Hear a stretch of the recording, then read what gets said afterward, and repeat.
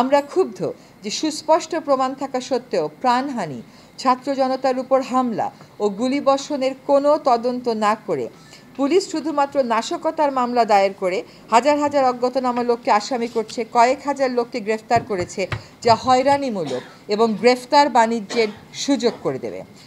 সুস্পষ্ট প্রমাণ থাকার পরেও গুলি চালানো কর্মকর্তাদের গ্রেফতার না করে অপরাধী খুঁজে বেড়ানো এবং অপরাধীকে ধরিয়ে দেওয়ার আহ্বান উপহাস বটে।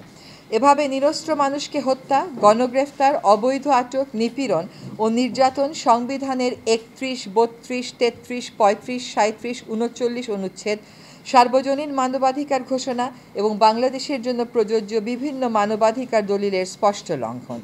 আন্দোলন দমনে নির্বিচার হত্যা মানবতা বিরোধী অপরাধ ও আন্তর্জাতিক অপরাধ আদালতে বিচারযোগ্য অপরাধ।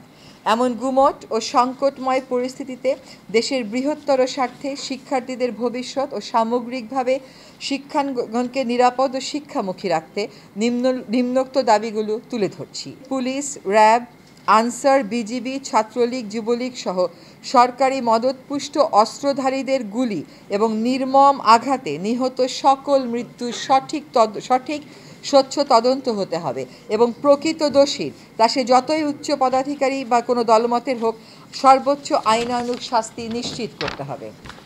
২. স্বাধীন, গ্রহণযোগ্য এবং বস্তুনিষ্ঠতার স্বার্থে প্রতিটি হতাহতের এবং আইনশৃঙ্খলা বাহিনীর অস্ত্রের ব্যবহার ও বল প্রয়োগের বিষয়ে জাতিসংঘের উচ্চ পর্যায়ের বিশেষজ্ঞদের তত্ত্বাবধানে তদন্ত হতে হবে। এই প্রক্রিয়া দ্রুততম সময়ের মধ্যে শুরু করতে হবে। ৩. ইতোমধ্যে সংগ্রহীত ছবি, ভিডিও ফুটেজের মাধ্যমে চিহ্নিত সকল হন্তারক ও আক্রমণকারীকে অবিলম্বে গ্রেফতার করে আইনি প্রক্রিয়া শুরু করতে হবে। এ ব্যাপারে কালবিলম্বের কোনো সুযোগ নেই। ৪. জাতির ইতিহাসে সংগঠিত এমন নজিরবিহীন হতাহতের শিকার সকল নিহত আহত নাগরিকের পূর্ণাঙ্গ তালিকা সরকারকে অবিলম্বে প্রকাশ করতে হবে। ১৪৭ জন নয়, সকল নিহত আহত নাগরিকের সম্মানে জাতির সহানুভূতি, সম্মান আর শ্রদ্ধা প্রদর্শনের জন্য রাষ্ট্রীয়ভাবে যথাযথ মর্যাদায় শোক ঘোষণা করতে হবে। এই শোক প্রকাশকে আক্রমণকারীদের গ্রেফতারের দৃশ্যমান প্রক্রিয়া শুরু করে আন্তরিক ও অর্থবহ করতে হবে। দায় মেনে নিয়ে প্রত্যেক নিহতের পরিবারকে পর্যাপ্ত ক্ষতিপূরণ দিতে হবে এবং পুনর্বাসন নিশ্চিত করতে হবে। আহতদের সুচিকিৎসা নিশ্চিত করতে হবে। অঙ্গ হারানো সকল নাগরিকের পুনর্বাসন নিশ্চিত করতে হবে। কেবল প্রতিশ্রুতি নয়, ক্ষতিপূরণ আর পুনর্বাসনের পুরো পরিকল্পনা ও বাস্তবায়নের চিত্র জাতির সামনে অনতিবিলম্বে তুলে ধরতে হবে।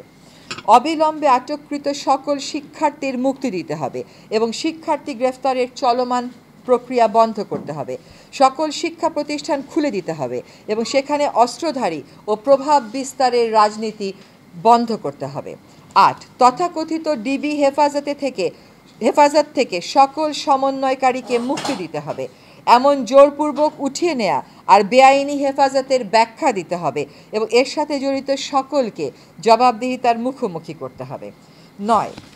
সরকারকে ভয় দেখানোর সংস্কৃতি থেকে সরে আসতে হবে। গুলি করে আন্দোলন দমানোর অসুস্থ মানসিকতার অবসান এখনই করতে হবে। স্বাভাবিক ও স্বস্তির পরিবেশ নিশ্চিত করতে হবে। কারফিউ ও সেনা প্রত্যাহার করতে হবে। সাজোয়া যান সরিয়ে নিতে হবে। হেলিকপ্টারের পাহারা থামাতে হবে। ব্লক রেইড, গণগ্রেফতার, ছাত্র অভিভাবক হয়রানি বন্ধ করতে হবে।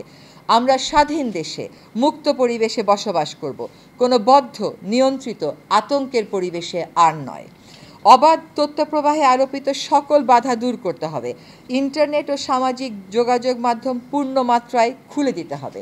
আমাদের হয়তো এখানে গণমাধ্যমের উপর আরোপিত অলিখিত নিষেধাজ্ঞার কথাও বলা উচিত ছিল, সেটা আমরা মিস করে গেছি। আমরা বলে দেব, সহিংসতা দমনের নামে বিরোধী মত দমন করা যাবে না। স্পষ্ট প্রমাণের মাধ্যমে সহিংসতার প্রতিটি ঘটনার তদন্ত করে দোষী ব্যক্তিদের শাস্তি নিশ্চিত করতে হবে। আমরা দেশবাসীকে কঠিন আত্মপ্রত্যয়, সাহসিকতার সাথে দলমতের ঊর্ধ্বে উঠে সক্রিয় ও দায়িত্বশীল ভূমিকা পালনের আহ্বান জানাচ্ছি।